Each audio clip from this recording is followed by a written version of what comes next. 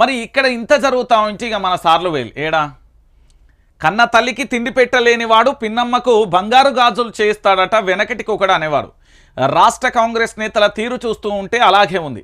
రాష్ట్రంలో రైతాంగ పరిస్థితి ఆగమాగం ఉంటే వీళ్ళు వెళ్ళి ఉత్తరప్రదేశ్ ప్రజల కన్నీళ్లు తుడిచేందుకు సిద్ధమయ్యారు.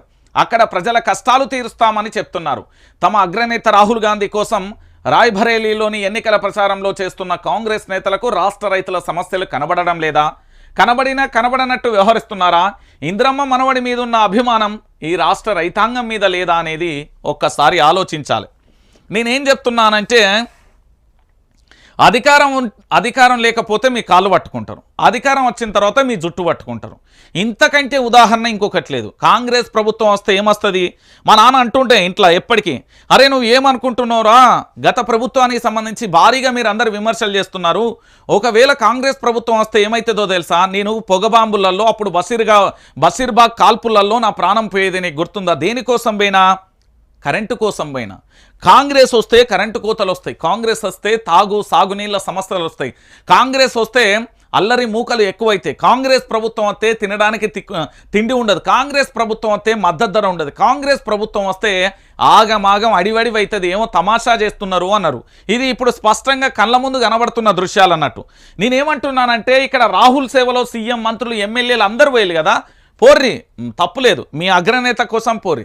పోయేటప్పుడు ఏం చేయరంటే ఒక తెల్ల పేపర్ తీసుకొని తెలంగాణ రాష్ట్ర ముఖ్యమంత్రిగా, మంత్రిగా, ఎమ్మెల్యేగా నేను రాజీనామా చేస్తా ఉన్నాను, ఎందుకంటే ఇక్కడి ప్రజలకు నేను ఇచ్చిన భారత రాజ్యాంగం మీద ప్రమాణ స్వీకారం చేసి బంధుప్రీతి, రాజకీయ ప్రీతి ఏదీ లేకుండా పరిపాలన చేస్తా అని చెప్పి ఈరోజు చేయలేకపోతున్నాను, నన్ను క్షమించండి తెలంగాణ ప్రజలారా అంటూ చెప్పేసి దొబ్బైర్రి కనుడు.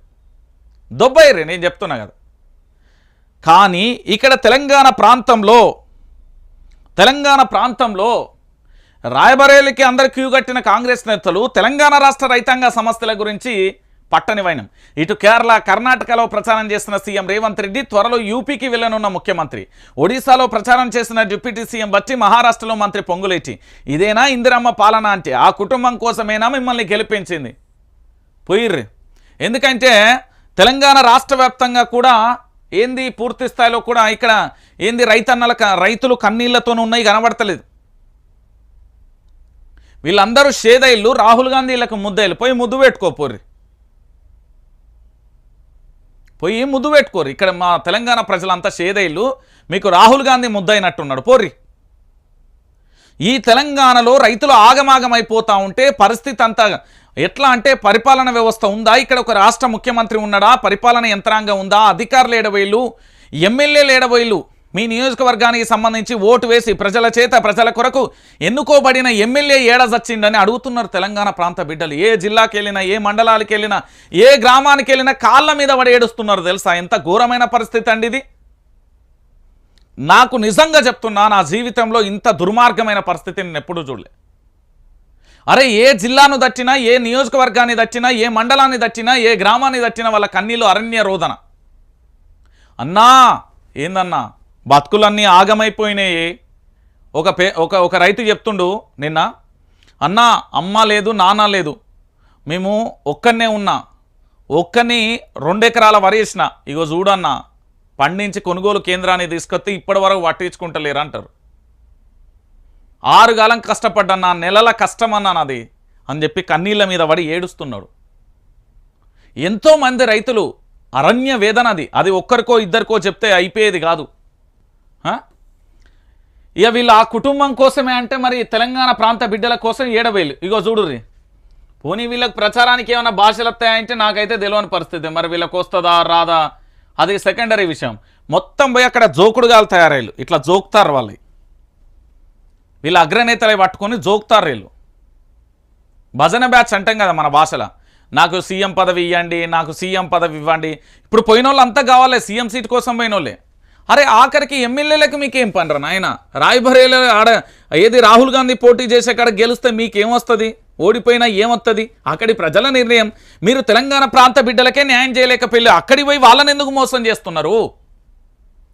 తెలంగాణ ప్రాంత బిడ్డలకే న్యాయం చేయలేని ఈ ప్రాంత ఎమ్మెల్యేలు, ఈ ప్రాంత మంత్రులు, ఈ ప్రాంత ముఖ్యమంత్రి పరాయి రాష్ట్రానికి పోయి ఏం చేస్తారు?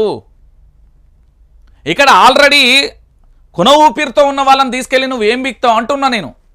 అక్కడికి పోయి ఏం బిక్తున్నారు మీరు అంత అంటున్నా నేను.